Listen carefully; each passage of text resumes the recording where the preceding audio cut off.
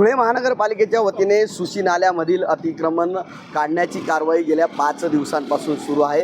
आज देखील ती सुरूच आहे। आपण जर बघितलं तर बरेचसे अतिक्रमण आता काढण्यात आलेले आहे। जवळपास 230 घरांहून अधिक अतिक्रमण हे काढण्यात आलेले आहेत आणि आता खऱ्या अर्थाने हा नाला मोकळा झाला असून या ठिकाणचा जो काय गाळ आहे हा काढण्याची सुरुवात करण्यात आलेली आहे। मात्र हे काढताना या ठिकाणी या अतिक्रमणधारकांवर या ठिकाणी जी कारवाई करण्यात आली आहे ही कारवाई ही अन्यायकारक आहे। कारण या अतिक्रमणधारकांना या ठिकाणी घरं दिली पाहिजे होती, यांचं पुनर्वसन केलं पाहिजे होतं। मात्र तशा पद्धतीने कुठल्याही पद्धतीचं केले गेले नसल्याचा आरोप या ठिकाणी माजी आमदार असलेले डॉक्टर फारुख शाह यांनी केलेला आहे। या ठिकाणी उच्च न्यायालयाच्या औरंगाबाद खंडपीठाने काही घरांची कारवाई थांबवण्याचे आदेश दिले असताना देखील या ठिकाणी कारवाई करण्यात आलेली आहे अशा पद्धतीचा आरोप त्यांनी केलेला आहे। त्या संदर्भात आम्ही कोर्टात जाणार आहोत असं देखील माजी आमदारांनी म्हटलेलं आहे। एकीकडे अतिक्रमण मोहीम निर्मूलन पथक या ठिकाणी या नाल्यातलं अतिक्रमण काढत असलं तरी या ठिकाणच्या नागरिकांसह इतरांची देखील मागणी आहे की या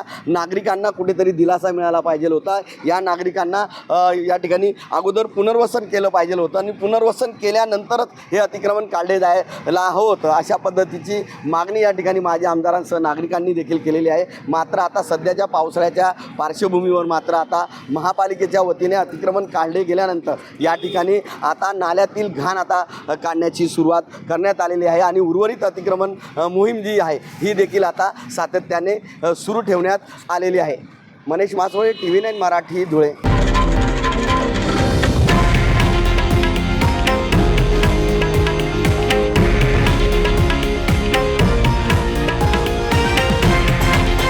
हे आहे देशातील नंबर 1 न्यूज नेटवर्क आणि आपण पाहत आहात TV9 मराठी, एकमेव।